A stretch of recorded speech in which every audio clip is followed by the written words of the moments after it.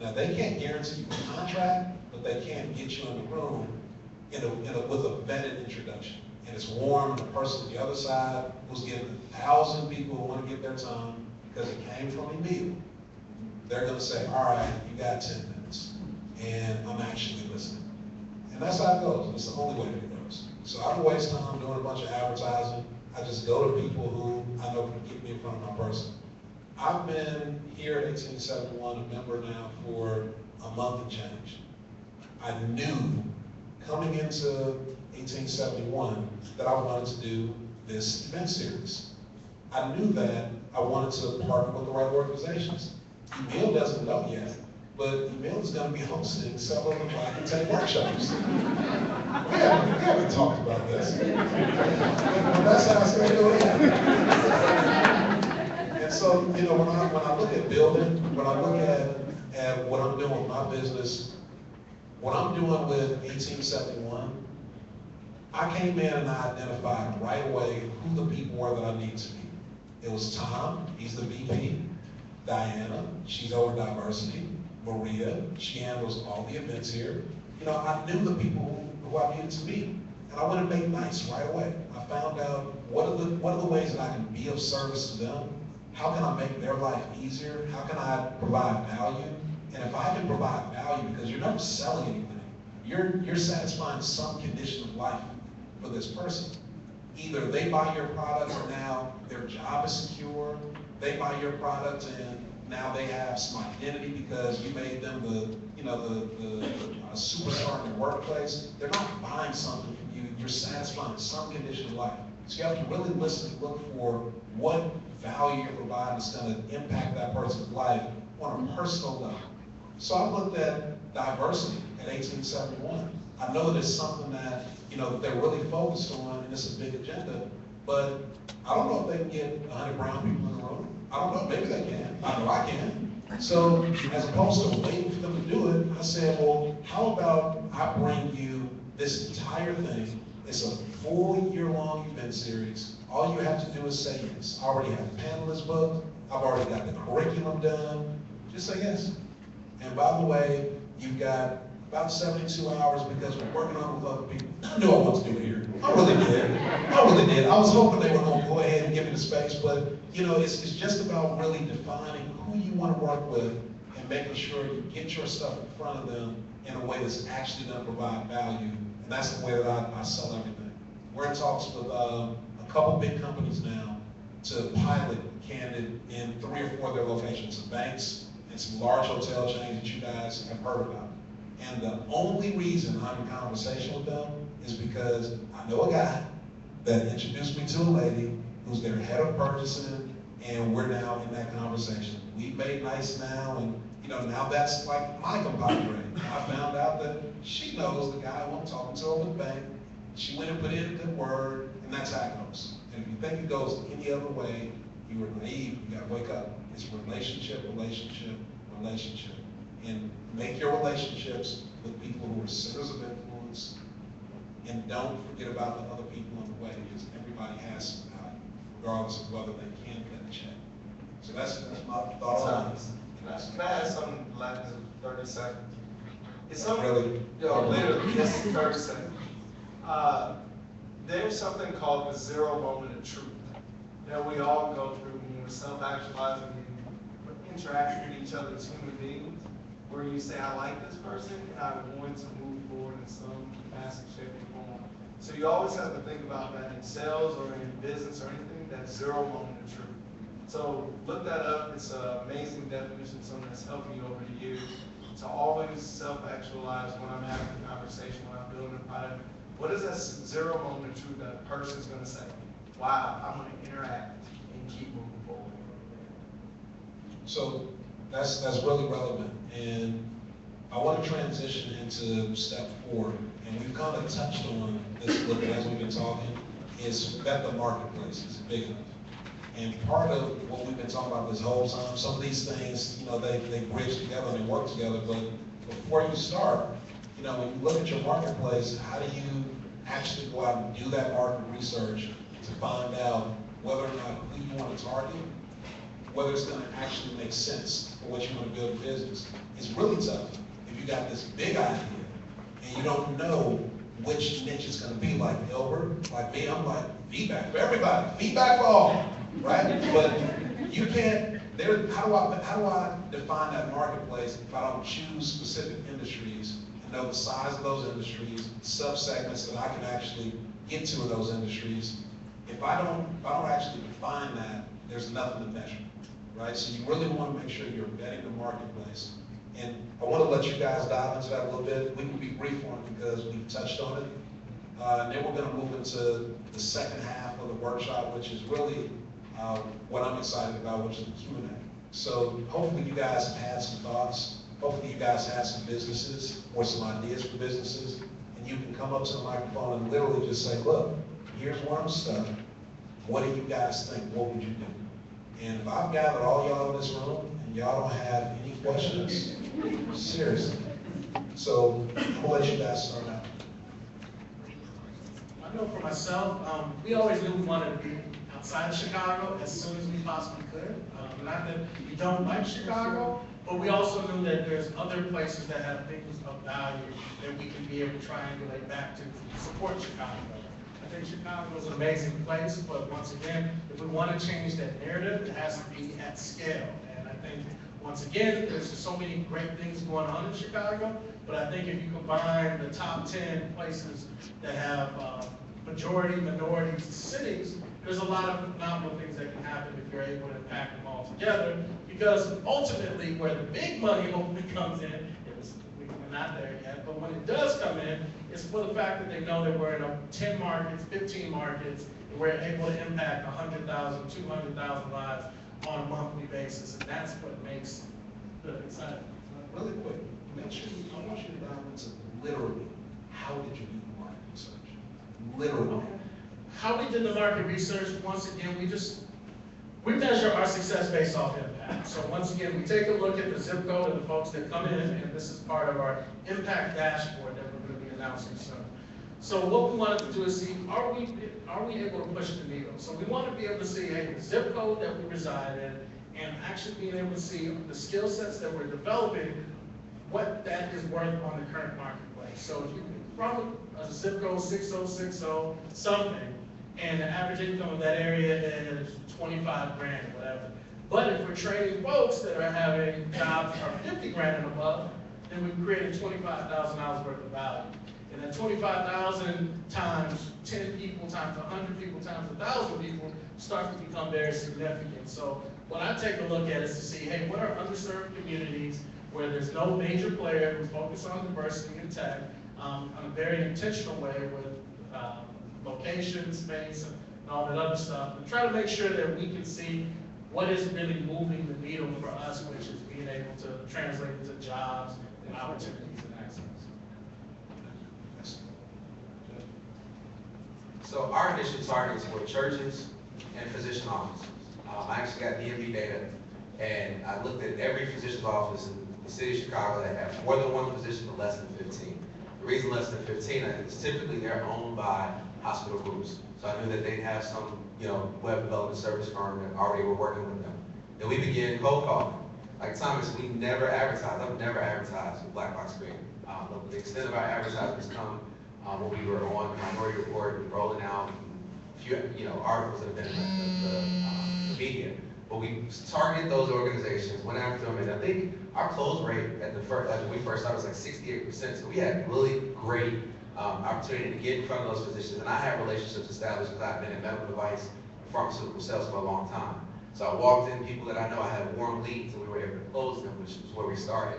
After that, it continued to expand through our relationships with the attorneys in the city, and we were able to literally understand how many African-American physician legal offices there were, we started literally in our network doing that research, DMV data. We also looked at the churches. I still have a database of every church with greater than 1,500 members in the United States of America.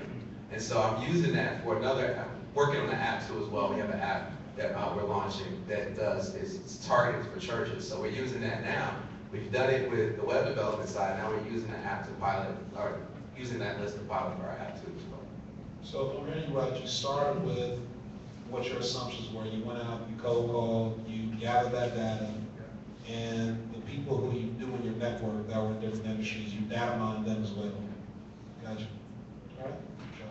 For me, we started with raw market data, and I've spoken this a little bit. We started with just the industry as a whole. How'd you get to it? I literally just started to Google the health insurance industry in America. And I came up with how much the United States spent. First I went international, then I went United States, then I went Illinois, then I went how many companies are in Illinois, then I went how many employees are at these companies in Illinois, then I went what's the average spend on healthcare per employee, what's the commission for each of these employer groups. And I just literally started at the top, did the market research, and went down from there. And that's how we did it. You could just literally Google everything you just said, or once you found certain things, you have to go use other resources. Well, it definitely took me a lot of time. They have something called, that was really important for me. It's called the Survey of Business Owners. And it comes out every 5 years. So right now, the latest one out right now, I believe, is 2011 and 2012. There's one that comes out this year. So the data I actually use when you talk about the number of black-owned businesses and different businesses, it's actually old data, but it was a really important source of data. And it was me just sitting on the internet. I mean, it took me about a year and a half to write the business plan. And all I did was research.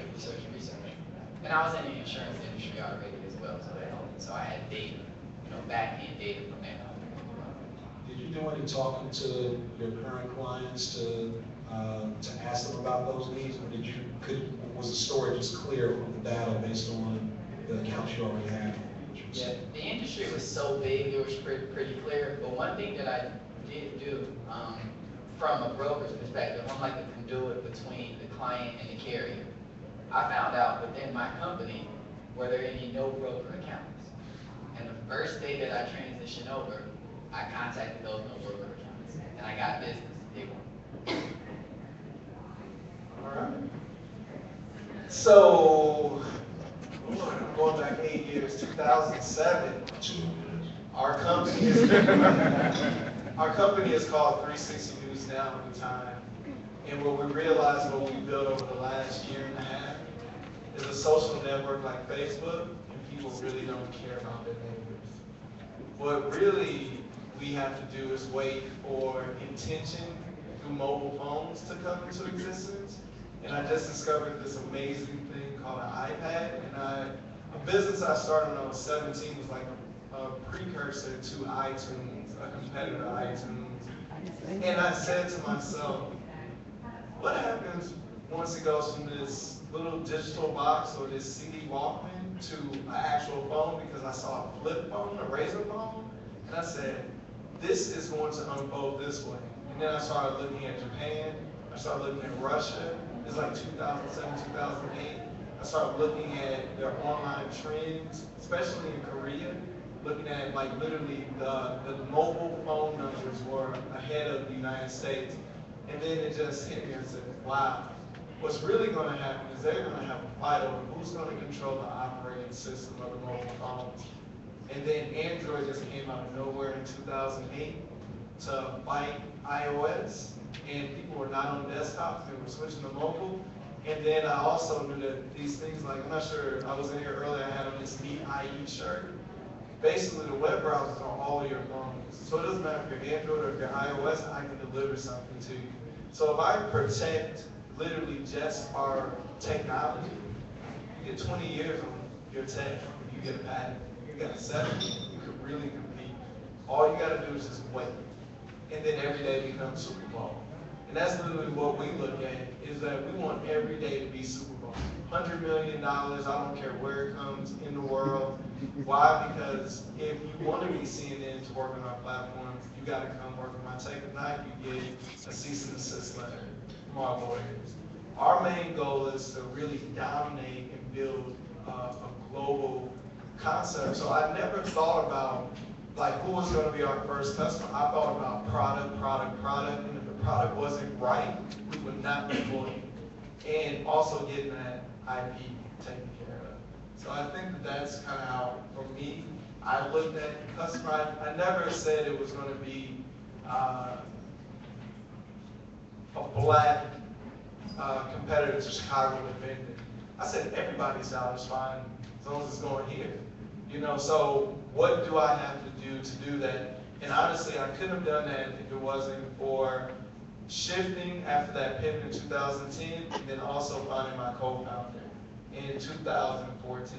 Because what I'm really good at is going out and selling.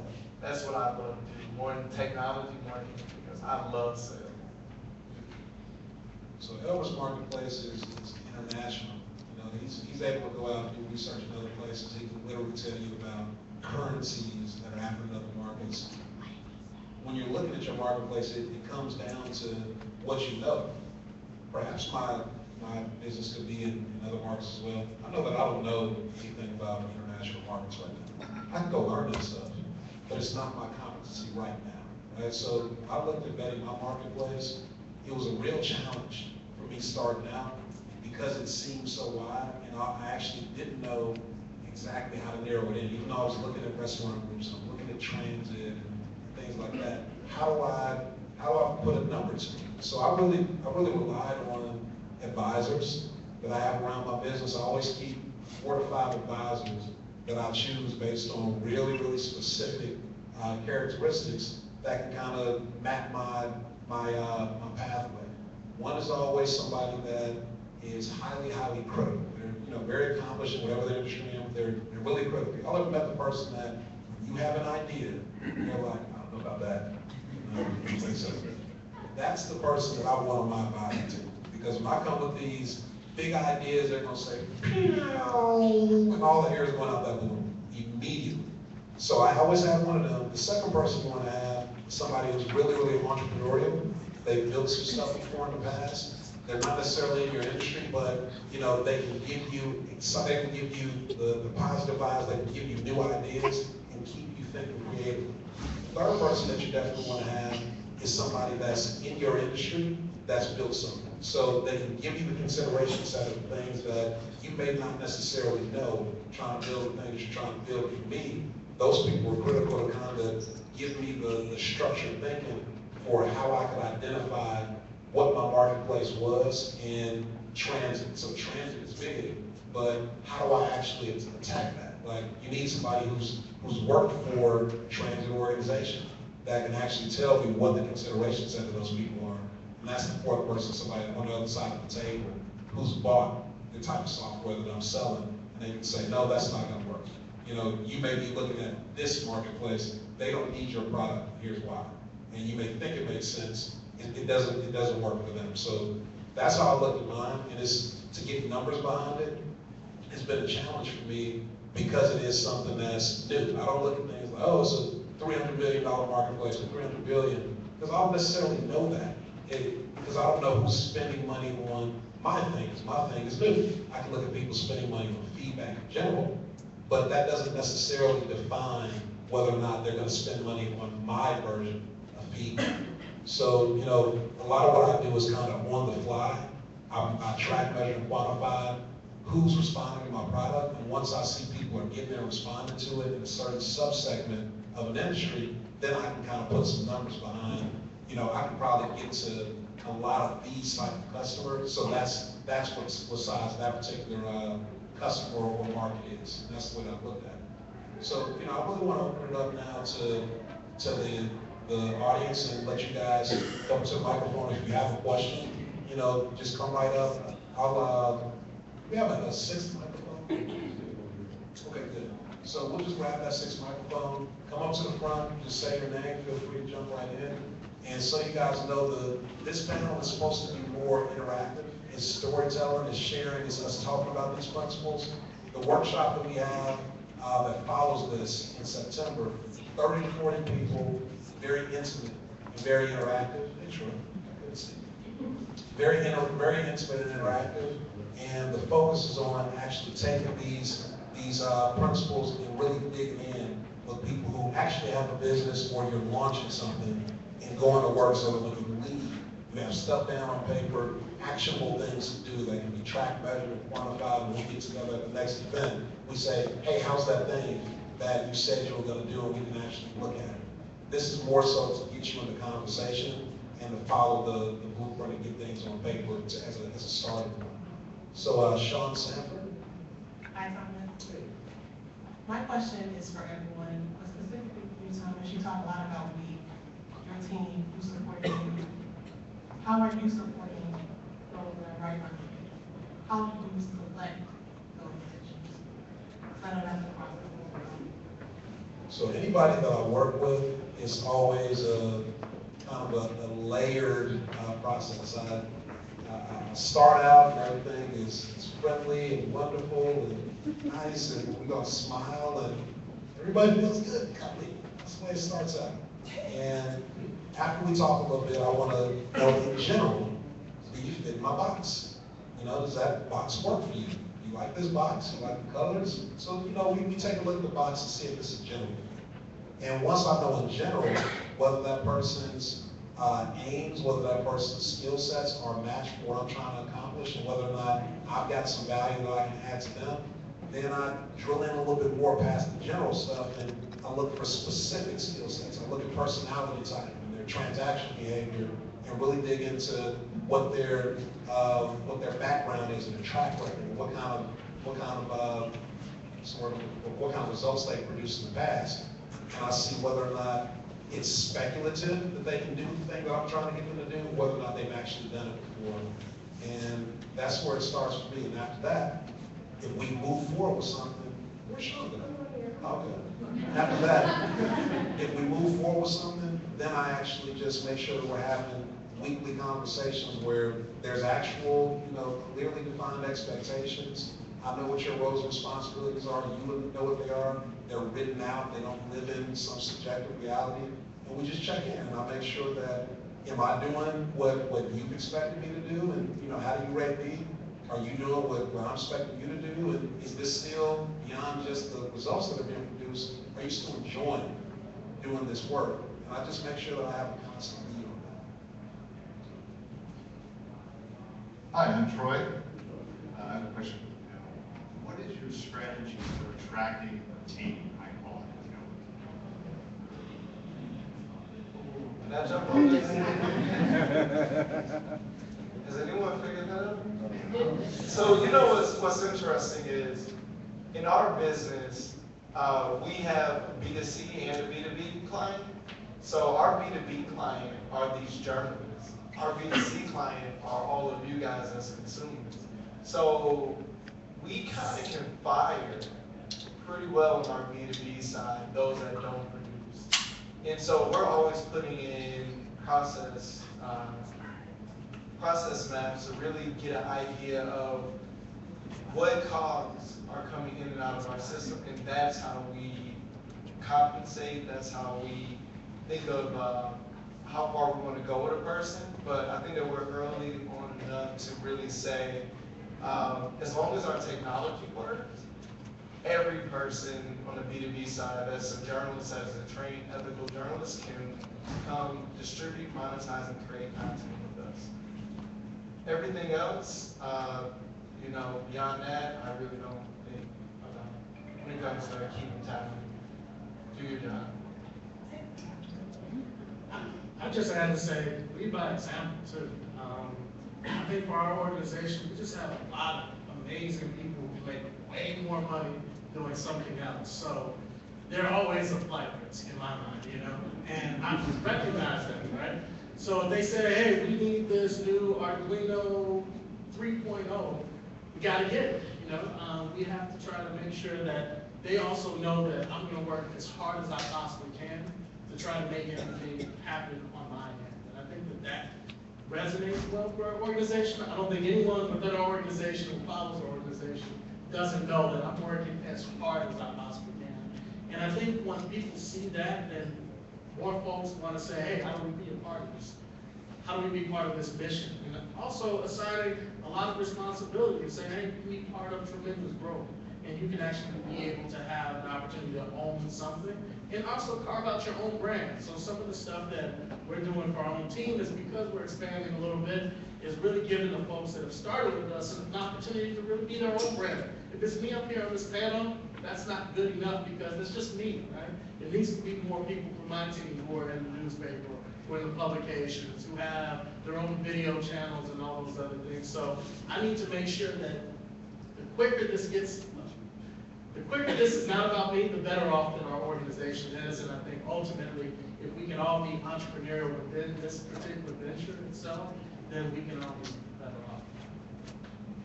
I think that's really key. Two of my lead developers are both artists as well. So what I'm doing for them, they're loyal, they've been with me since day one. I'm funding an art show for them. Like, I'm putting my money behind it because I believe in what they do and that's their passion. So part of it too is I want to engage them where they are at their passion, what they're passionate about, to make sure they feel that connection to Black Box Creative. And they do. I mean, they stuck with me thick and thin. The other part of it, like Emil said, is I pay them for their time. I pay them well. I think that's something that is invaluable. For me, I'm a salesperson. I've always been motivated by money. So if you pay me well, I'm gonna work hard. I try to make sure that I extend that as an opportunity for the people that work for me. So to find them, I'm still looking for them. I'm always looking for talent every day. I've plucked people from the insurance industry from working at different carriers, so I've been sort of lucky in regards to industry expertise, but there's a lot of other things that go on besides just technical knowledge about insurance, and we haven't gotten this right. So one of the things that I did when I first started was I wanted to pay people well, but at the same time, I wanted buy-in from them and the belief of us growing and what we were doing. So one thing I would say was, when I was in corporate America, I didn't like being in a cubicle all day, and I had an hour lunch, and I had 2 15-minute breaks, and I had to look over my shoulder. I told people from day one, I'm not here to monitor your hours, I just want you to get your work done. There's some pros and cons to that, though. There are definitely some pros and cons to that, because what that means is we need self-starters. So I have to be able to analyze and read through the lines with a particular person and say, is this person a self-starter? Can you fill this need without being honest? And that's been really challenging. It's not easy.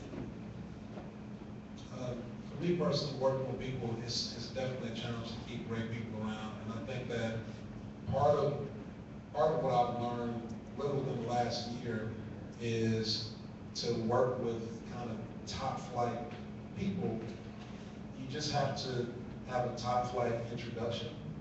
Not necessarily introduction, top flight request. And like everything that you do, like Emil said, it's just led by example.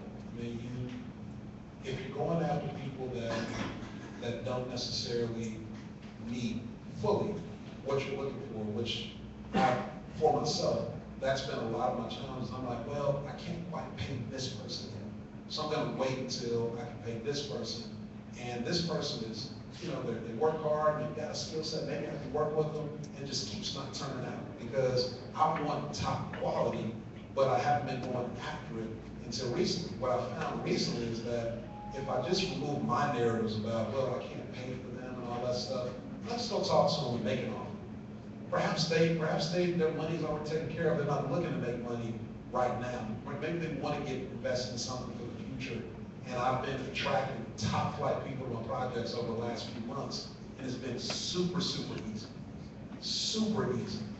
And for the last year and a half, it has not been easy to get the type of people that I want to get on board. If I'm really honest, I haven't been going after those people. I've been kind of going after middle grade and trying to turn them into top grade, and it ends up being like this kind of this wrong. So what I'm hearing then is go for top talent, make sure that you've got skin in their game, and they've got skin in yours. Thank you. And also, you guys, just so you know, if y'all have, I don't want it to just be kind of ask the panelists. If you guys have real questions about your business, you want to get some perspective from people who, been out here, built something for a while, feel free to ask if you want to talk about, not us, we talk about us for a while, we want to talk about what you guys do. Hey, my name is Irene. I have a quick question for Jeff. I'm dealing with a situation, well, be two-part. I'm an entrepreneur, founder, started this company, I built that background. How do I find the best kind of development resources to kind of like pick the prototype, pick the skill I call it? Part two, now I'm in a position, all right, we're making money, things are going good, funding all these great things. When do I go from like taking my outsourced talent to bringing my in-source talent, and how do I go about hiring? Question number one, I would definitely suggest, if not somebody that's part of your company, a mentor that can come in that understands the development process and can help you with that. because you need someone on your team. You can read it and definitely know it yourself, but you need someone that is like an advisor, a mentor, serve as like almost like a general contractor for you in your role as you go through the development process, because that person will be able to sift through the mess. They'll tell you whether or not this is agile development or waterfall, what we need for our mobile is agile. They can kind of talk through a lot of the, and help you understand what's out there in terms of the roadblocks and stumbling blocks that maybe you have into as you pick the development. We were just having this conversation earlier with a group of friends of mine, and we're talking about that very thing, so that you don't waste money and you don't waste time, which are the two most valuable things you have in your business. The second part of that is when to go from, literally having someone outsourced to in-house. I don't really know, I understand Albert may be able to speak to this because he's done it before. I haven't seen a be-all, end-all, fit-all for every individual. It's different from business to business, and I think it really kind of hinges on the revenue model and when you know what you can afford. If you're looking like we talked about top-tier talent, for me, it took, I had a number of fits that I had to hit before I knew I would be able to pay 7 or 6 developers initially full-time salaries. And so I had to get to that number, whether it was bank loans, private funds, my own money, 401k I cashed out, where I was able to do that to hire those people in-house. And Elby, you might want to talk to that because you've done it. Yeah. So I think for a non-technical founder, you have to sit back and you have to look at the process from idea to execution of it. So you really have to understand site management, trees. You have to also understand architecture. I mean, those things, they never change, no matter if you're outsourcing or doing it in-house.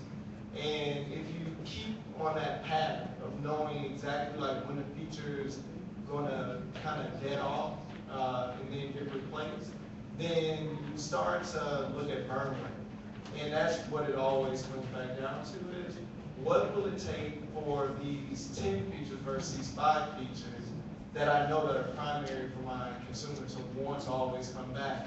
And then how am I going to compete to get that out there? If I want to outsource to Elance or Odesk, look at the burn rate of that versus, do you go to Northwestern, find some kid that needs a visa that is the top guy that you can find, because I've done that. I literally like, you sitting there in the cafeteria like, oh, he's from China, okay. And you have a conversation. Or the opposite literally is, you have to trust in God that you're going to get delivered the right chief product officer. I waited and waited and waited, and then I got delivered. So I built it on my own, then I waited 7 years ago, and I'm like, I don't know. But I can definitely tell you, start with the signatures, site maps, your architecture, everything else will flow, because that's really what it's based on. And to one more thing, it's nothing wrong, man. I camp out at Technori, Mobile Makers, graduation, dev bootcamp. Like you'll see my face, and somebody earlier was like, oh yeah, we met at Technori a few years back, and they remembered me there. Because I'm always looking to source more talent. So for me, it's to work for a development shop. But for you that could be your tech co-founder or your chief technical officer that works under you. How you doing? My name's Phil Fairweather. I really want to applaud you guys for doing this. This is great stuff, kind of stuff that I like to support all the time. I've had the pleasure of knowing Neil for almost a year now. We're ready to start doing some things together. But my business is, I'm actually working for a non-profit on the west side. That's where we're connected up with Neil. But I've been heavy into the 3D printing space over the last 2 years. And I see a lot of opportunities for us in our community to launch small businesses. So last week I launched a Kickstarter campaign for Seed Chicago to raise money to get higher-end 3D equipment. I've got a lab on the west side that's just got MakerBots. We can only do so many things with that. And we want to get higher-end equipment so that way we can make real products. I'm a co-author with the University of Illinois for the first accredited maker literacy curriculum in the world. And that should be done by the end of this year. And so we want to be able to run students through in an after-school program, during school. They get college credits in NIU engineering is waiting in the wings. offer up engineering scholarships for students that come through. So we launched the Kickstarter campaign. My question to you is, what are the things that you consistently do to continue to build that momentum? I know Emil did a Kickstarter campaign to raise money. How do you get that momentum going? How do you continue to build it? I've been telling the story everywhere. I get a lot of verbal support, but as far as raising the money, that's a whole different story. And the other question was, how did you find your partner? You said that was a key turning point for you when you found your partner. And I know what my limitations are, and I need to try to find that other person that is a clone of me that can do similar things, but not the same thing. So real quick, guys, I want to make sure we run into just one question, because we got a lot of people, not a lot of time. So which question you want? What's the thing that you do most consistently to gain momentum, to maintain momentum in your narrative and just? For me, I'm out in the community a lot. The biggest champion of my business has been the community and our network. So I speak, I think this last year I've spoken at a school or social like 77 or 78 times. I'm really actively involved. I've also involved myself at the school level. So through the 100 Black Men in Chicago, I'm a member. Foundations College Prep, I'm on the board. I'm a mentor for Link Unlimited, Posse, Gear Up, Cap Alpha Psi, which I'm a member of. And that's what gets me in front of young people. What I found, and I'm a member of 1647. Now, don't let me not forget that one. And I found talent at every single one that could come in and aid my business, and I've also found business at every single one of those pieces of social components that I'm involved in the business. So I would say that's kind of level one. From that is compressed, which has gotten us more business, more funds as well, and investors have kind of gotten their eye on what we're doing as a firm. They're looking at our revenue stream and our model, and like, man, you make how much profit off of everything that you do? We want to sit down and see how we can be part of that.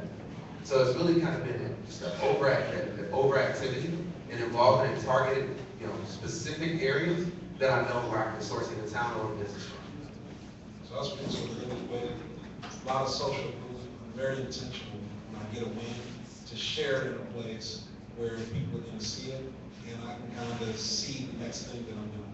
So we hit, a certain amount of RSVPs for this event. I'm going to show y'all now. It's a certain amount of RSVPs. So if you're on the fence, like, this looks like this might be pretty good. Let me go over this another name. So, even whatever's going on, I try to make sure that I put it out there in a way that's very, very intentional, so the group of people that I'm focused on will see it a certain way, and it's an invitation for them to come and learn more. And once they do come in, I've thought through the process of what I want them to do. What's the one next thing that I want them to do? If it's an investor, then I need to be able to articulate the next action that they have to take and what place in the transaction we're at when they take it. And when they take that action, what's the one next thing they have to do to get over here? And the one next thing over here. So it's really, for me, thinking through very intentionally the pathway for somebody to be excited about my thing, want to commit to it, or actually want to intend to commit to it, then actually take that jump and commit to it.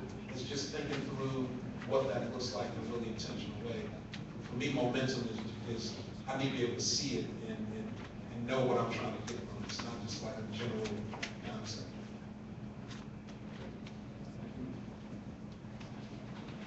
Works.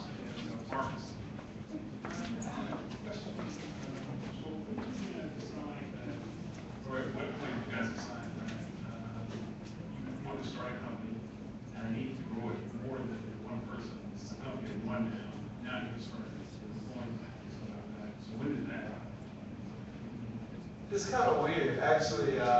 For me, I haven't had that moment of saying, like, I love biographies. I love people like John Johnson and Rupert Murdoch and all these people that have created billion-dollar and 140,000 employee people. But what I've really realized, the joy of technology, is that you can operate a billion-dollar company with 10 people sitting in the Starbucks. For me, that's turnkey McDonald's style.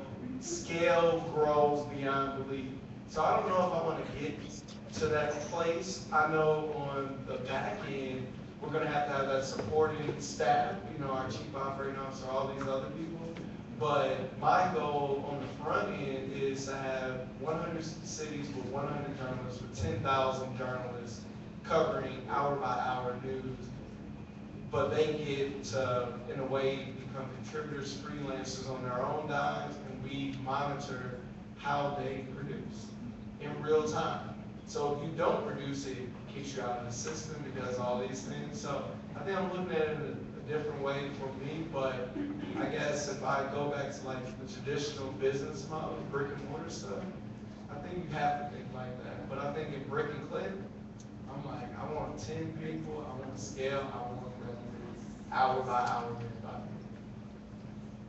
Well, for me, I never thought about being an entrepreneur until I was working in corporate America for a while. I spent 11 years there, and I worked for different jobs, and I just wanted more money. I just wanted a promotion, and I was told no at a lot of different stops. I ended up writing a business plan within my organization just to get to the sales. Took it to my manager, he said no. Took it to like maybe 7 different organizations, they all said no. So I'm here today because I was forced to be an entrepreneur. So it wasn't an idea, I wasn't like a prodigy that said, hey, I'm gonna build this company. I was in the insurance industry, I just connected the dots, and that's how I got here.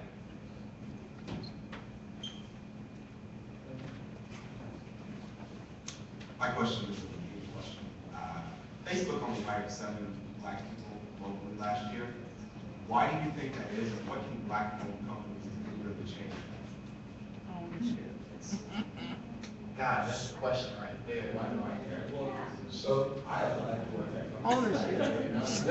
I'll speak to that. I'll speak to that a little bit, just really quick step in. I think one of the biggest things we can do is what we're doing right now, which is stop waiting on other companies to look in our communities and hire people. We have to really get to a place of first competence and then excellence where we're the next Facebook. And if we're the founders of companies that are huge and that are employing, tens of thousands of people, we're gonna look at people like us because we understand our problems. We understand that, Mario here is just as competent as some other person that perhaps looks more like the guy that I normally hire. Well, I've met Mario. I've known him for a long time. We come from the same places. That's all that's happening in Facebook and big companies. It's pattern recognition. They hire people who look like them, talk like them, and come from the same places. It's comfortable. We all do. If I go to 63rd and Stone and don't look like I belong there, then, perhaps they might not want to talk to me, or maybe they do want to have conversations. If I look like I don't belong. So it's nothing but pattern recognition. I think that, maybe there's racism, maybe who knows, but more than anything, I think that it's more so just people just do what they're comfortable with. And if we want to change things, I think we just build some stuff together. We got to do it as a community. And I hope we can come together in Chicago and start to shift that tide, because it doesn't take much. One of us, we're all service-minded. One of these guys on the panel, we're out here in the audience makes it, and it's going to look different. Our companies are going to look different than the Facebooks and the Googles and the Yahoos of the world, because we care. We're going to make sure that we hire people who look like us and come from our communities. So that's how I think it happens. Yeah. You guys make sure you ask some questions. I'll tweet you guys. To Thomas's point, it's a quote from sales when all things are equal, people buy from people they like. And when all things are unequal, people buy from people they like and hire those same folk, right? So you look at that and what's going on in the industry, it's really, that's the truth of it. Now, I'll say this, and I've said it before on other panels. All we have to do, if one of us don't become Mark Zuckerberg, we need to edify, mentor, and build the next Mark Zuckerberg, right? If it's Albert and when he hits that multi-million-dollar mark, I'm gonna be the first one clapping with my Breaking Voices t-shirt on, and I'm subscribing tonight. I'm a member of Blue 1647. We support and build the ecosystem. Organizations, companies, your members that need mobile feedback, micro feedback, real time. Let's talk about Candid. Get them Thomas's card. That's how we do it. I heard this amazing statistic, 93% of all hires in corporate America come from a friend of a friend before the actual job description hits the board. So you think about that out of 100 people, that's why Group 1 looks the way Group 1 looks. If you go there and you just look at the 4,500 employees that come out, you're gonna see 5 dots that look like us, and another like 3,000 people that look like someone else. It's because they hire within their networks. Your network equals your network. It always is gonna be that way. So our networks are gonna increase our net worth as we network. And one of those brothers who started was an early employee in Group 1, wrote us the first check.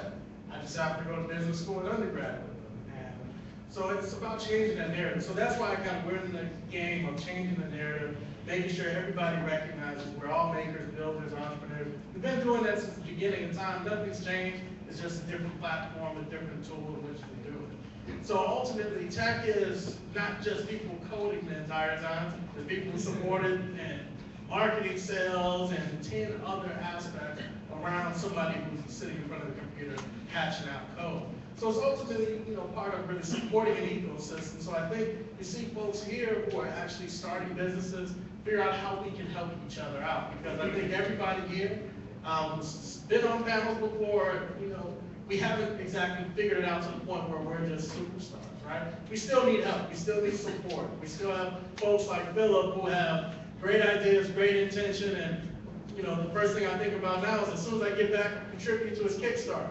So those are the ways that we change the narrative and making sure we circulate the dollars intentionally to ways that amplify. Hi, my name is Patricia, and my question is to two of you specifically, not because I'm trying to single everybody out, but it's because it's very specific. It's to Albert, because I kind of share a lot of the ways you think and how you approach me. And also, I suck at sales, and you say you love sales, so I'm going to need you to do that. And it's going to be Thomas, because I don't think the way you do, so I need and you kind of make me uncomfortable challenge, so I kind of need that, the stuff that I don't want to hear, I kind of know I need to hear it. So I pretty much have, I have a culture education platform, so it's across education and education management and international affairs. So pretty much it's about culture fluency for young professionals who want to go work abroad, or immigrants who want to go back to work in their country development work, but they don't have the necessary, instead of waiting for the professional skills, give them the cultural fluency skills. Because the technical skills is not really what's going to get you successful internationally. It's really knowing how to maneuver within countries. That's what's going to matter. So I got into this for several reasons. I'm highly interested in international affairs, and diplomacy is something that I've always been interested in and involved in. But it kind of, I'm going to be pretty blunt, it pisses me off that there's not that many black people in it. And the second thing is, when you hear statistics about development work, it's usually, they call the countries third world, underdeveloped, and all stuff like that. So I kind of want to change that narrative. So I'm kind of on that mission to have the biggest, most comprehensive cultural education platform. My challenge is finding, how do I say this? I don't want to say the fastest, but the most scaled way that I can get people to sign up. I can get people who are interested in signing up. What I've been doing is I've been doing a lot of panel discussion. I've been going to a lot of universities and talking to them, and I get invited, but it's too small. It's not getting me there big enough. I have the network within other countries like in the Caribbean and in Africa, but I don't live in those countries. So I kind of need to build some members here so I can have the funds, because I've been doing it a lot out of my own pocket in terms of those trips. So I have those connections secure, because most of what happens is at the university level in those countries, it's usually at the government level. So it's a lot easier when you at the government level than that you can make it to universities. Here, I don't have that. So when you say get people to sign up, who's one person? It would be someone, I know exactly. It would be someone who's highly interested. Like my last panel was at Purdue University with Nancy students. They were graduating. A lot of them wanted to go abroad, but they didn't know how to do it. Some of them wanted to go to Russia. They were black, so how do I do this? You don't really have, so it's not really Tell me about one of them. Which one, real quick? Well, yeah, one of them, she wanted to go, I have a few of them. One of them wanted to go work in Senegal. Why?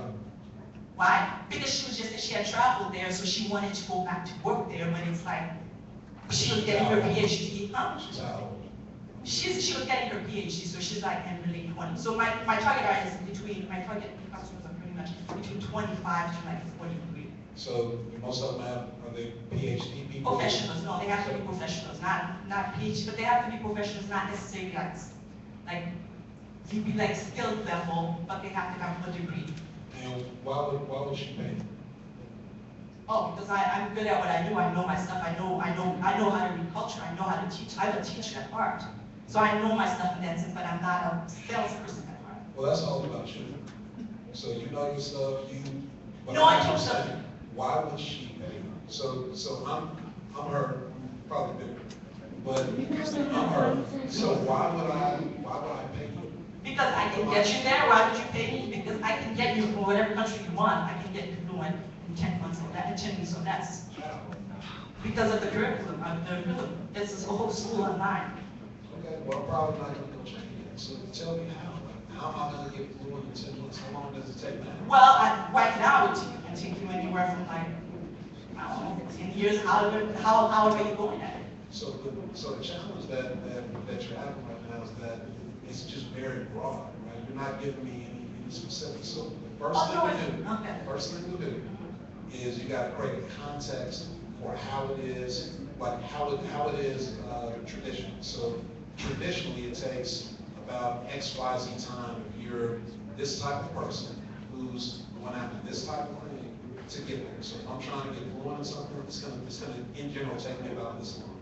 And I'm gonna have these resources that You have to try. And for you, you've got to be able to articulate to me really quickly that the thing that I'm trying to do, which is some sort of pain for me, doing it the way that it works now, you can shortcut that in a very specific way. Here's how you do it. You need to be able to articulate that and align it to it. We sat here and we talked. So I hope we don't have much time, so I'm just dig into No, that part I got. The part is the piece that I understand. So the thing that I'm saying is that where you got to go to work on a little bit is clearly defining how it is now for me, so I can have that experience like, yeah, that is how it goes, that is pain. And then, okay, well, here's all that pain, here's how it could be, and how. Tell me.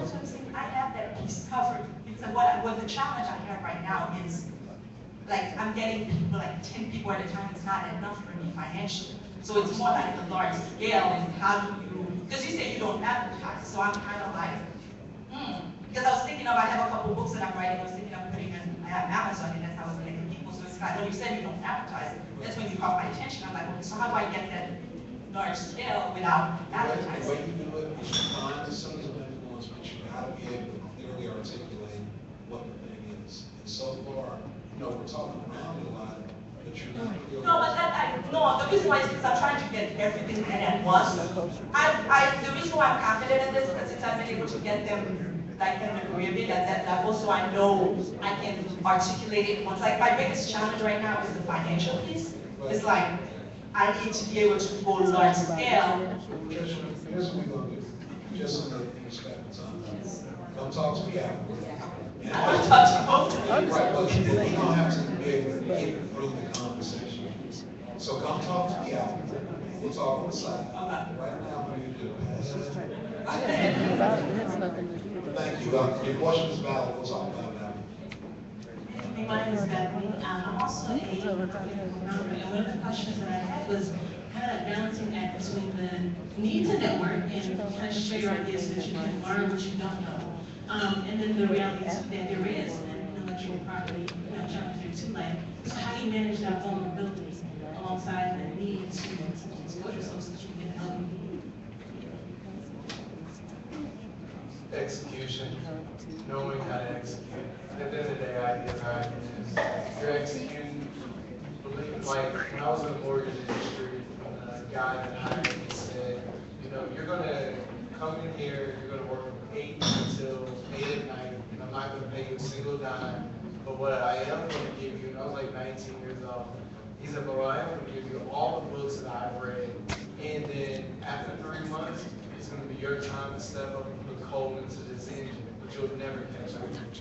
So what he was ultimately saying, you're gonna execute, you better be smart, you better maneuver in all the ways that I know how to do it, because that's how I win. It's all about execution, so don't worry about sharing your ideas. I mean, don't get me wrong, don't share your moat around your, how to get into your castle.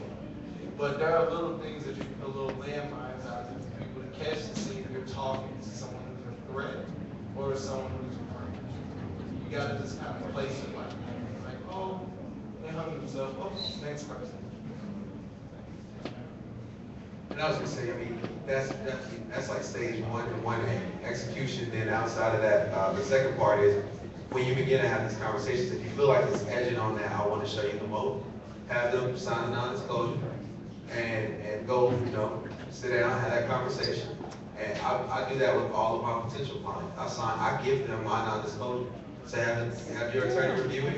You can keep it and use it, because I'm not that guy. I want to make sure that your idea is protected. And if when you talk to developers or ideators that are in that space, if they don't ask you to do that, kind of look at them a little sideways too. They should be able to present to you that from that perspective. So one thing I'll say that I've learned over the years, I used to be really concerned with that, because I've got a million big ideas. I think they're all 9, 10-figure ideas. But what I've learned over time is nobody cares about your big idea. Like, they really don't. People who have money who've accomplished stuff, they don't want to go out and build your stuff. They want to just invest in you. You got the passion, you got the knowledge to do it. They want to put their money to work on their behalf. They don't want to go build something. So, I don't look at who's going to take my idea. I don't share my stuff in detail with everybody, but I share enough so that I can identify if there's help available for this person, and if there's not, great. But if there is, there's an opportunity. But you can't get anything if you don't share enough. So, like Elvis said, just make sure that you're listening to those cues, and you're looking to see. I always look to see if people are kind of with the same service mindset that I am, and that helps me lead people really, really well. Thank you. Good question. Hi, I'm Sasha. Like I said, thank you for answering all of our questions. You guys are very inspiring, like myself.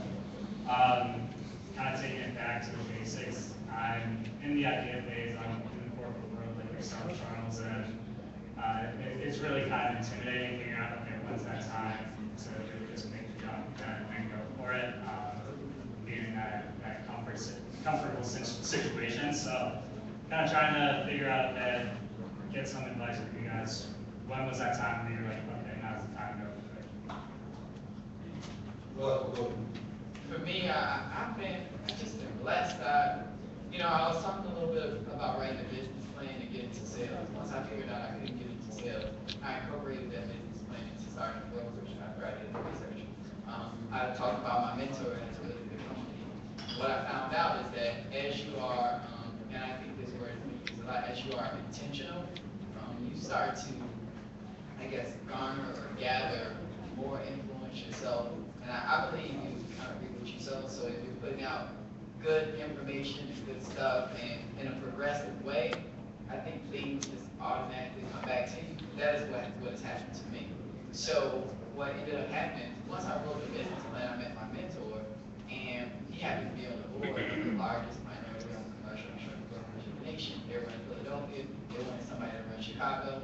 They hired me to run Chicago, and I bought it out. So that's kind of how I transitioned. It wasn't like, okay, I'm just going at it day one. When I transitioned, I had a business plan, and like I said, I had business day one, so they never paid me enough. So there's different transitions for different people, but always keep your eye on the revenue side of it too. I never suggest to people that you just jump out of a plane without a parachute. But always have a plan and a backup plan to that plan. So one thing I want to say is definitely don't quit your job before you seriously.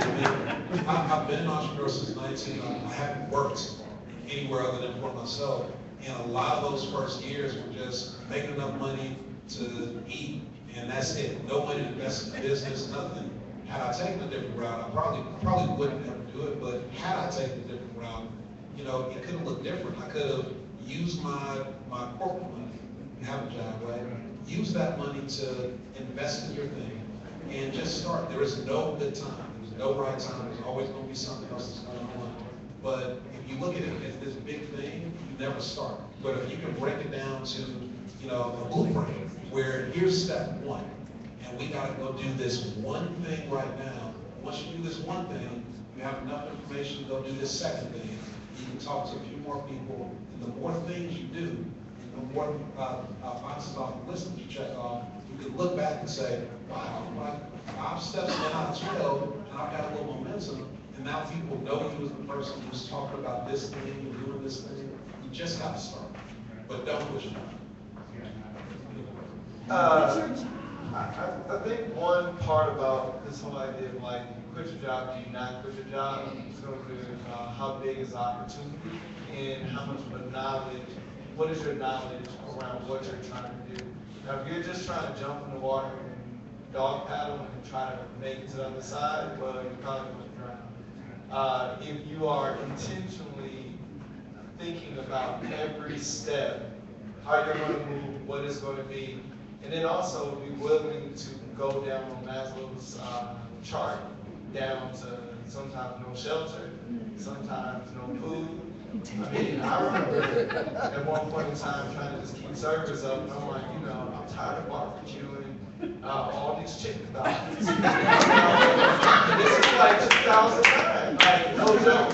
And here I am still waiting for a huge check to come from, one of the biggest VCs here, and I got holes in the back of my pants. And the thing is, if I get to that check, after seeing that lawyer get paid $565 an hour, and oh yeah, the client just wasted 5 hours to just come from Monte Carlo and flew in on top of the helicopter, he does not care.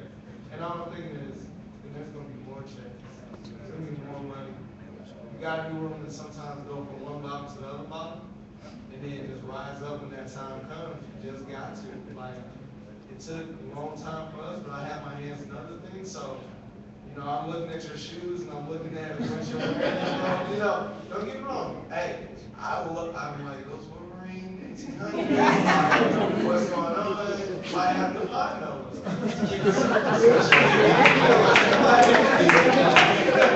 So it all like, because sometimes your business is a commodity-based business, and you're shifting while the market is shifting. Like, the Sun Times is shifting. They don't have a choice but to make a move. Then you might have waited too late. Appreciate it. Absolutely. Round 2. I'm back. I know you said just one question, but One at a time. it's like potato chips with bacon. Right, bacon. How do you guys balance the demands of your career with the demands of your personal family? So, I will say something real quick. And everybody be brief. We got 10 minutes, and I want to respect 1871. We are out of here at 9. The thing that we do in business, everybody does it. You schedule stuff. So you got an appointment coming up, you put it on the schedule, and it lives as an intention or a commitment, really, because you got time set to it. But in our personal lives, we tend to just leave things open. Oh, I haven't seen my whoever in a little while. This, that's work. And that's how we do it. For me, how I balance things is I literally schedule everything. Anything that's important to me, I schedule it for the most part. And there are a few very small, like my free time, the stuff that goes there is the stuff that I really enjoy because I don't have to think through it as much. It's just like, those are the things I think about when it's totally free. So that's my fun time. But most of the stuff that I do, I schedule it, even time with friends. I schedule everything. So that's how it stays for me balanced. And I've subjected the Thomas' scheduler before to just go out and sit down and talk to him. So I've been on that, but I love it, and I've actually adapted that to my own life myself. I hired an assistant this year. It's a college student. She's affordable, very cheap, but she schedules everything for me. Even here tonight, I've scheduled 3 different meetings or coffee or going to talk with 3 different people that I'm like, email me. I'm gonna forward it to my assistant. She's gonna put it in my calendar. Because if you don't, you just time will run into each other, it'll run into itself. And then you always have those unscheduled events. Like Tuesday, I had a website that one of my team members built that completely disappeared on us. We don't know why. We were trying to execute over to the live server and it disappeared completely. So we stayed up, I went to work with them, we stayed up all night, rebuilt a site that took us 3 months in a day. Because we had to launch on Wednesday. Wasn't scheduled. I was tired the next day, but I still had to keep it moving. So, you know, I try to, you still have to plan for those kind of unplanned events, but I schedule workouts, everything. Everything is in my calendar. I am not like that at all. Everybody in Thomas knows I will be in one meeting and jump to another and have my executive assistant Matt running from another meeting to another, but I also have the ability to keep track of all of that. So I think that that's the big thing you gotta know. Can you keep track of all these floating things in the air? And then also be able to place them in the right thing, like earlier today, I was supposed to be here at 1, I didn't get here until 4:45. I saw my executive assistant running across the street, getting to the train, and I'm like, great job! You know, but what is he working on? All of my sales leads for the next month. So I don't have to put them in Excel, got a big old bag. All right, guys, we got 5 minutes left, so we can knock out 2 more questions. Maybe. All right. Really quick, First, I just want to compliment the panelists. My name is Les, I'm also the CEO of a health technology company, alumni, member of 1871. I've seen so many of these workshops. This panel's done a great job. I've been here when a lot of these placards have been signed by people who've been very influential to us all. The question I want to ask is to the audience, what tidbits are you going to take? What nuggets of gold are you going to take and affect start and change tomorrow? Because really, this is one of the most impressive things I've seen, and I've been around for a little while. So, yeah, thank you guys all for your candid and very honest responses to that. Thank you. And if you guys have your mobile comment cards, it's actually pretty good. When you leave, this isn't, well, I do want to know what you're going to take. Like, take a second when you leave and let me know if there is something of value that you took. Go there and take 30 seconds so we can know like what impact we had.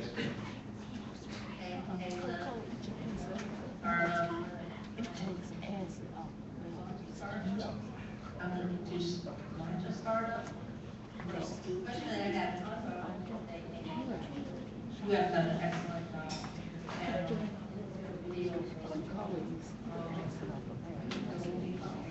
And Elber's going to charge you too. I said Elber's going to charge you. Oh, okay. Go ahead. My question is, before you created your specific product, how did you define value from a sales point of view and from a technology? Just for me? Yes. I speculated at it and I was wrong, totally. And as I started talking to more people, I started to find out from their perspective where the value was and wasn't. And a lot of it lives in the narrative. You've got to be able to articulate to somebody their language, from their point of view, what the value is for them. So it takes. How did you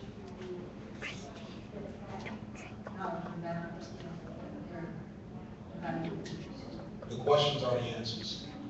So I started becoming very focused on asking questions to people all the time. People who I felt like were prospects, I really got to work on asking questions. Before I do any sort of live demo, every single customer has to go through a 10-question survey. It's 100% compliance. I've never asked anybody not do it.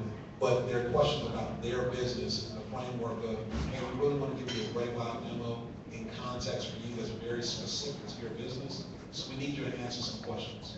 And that gives me a really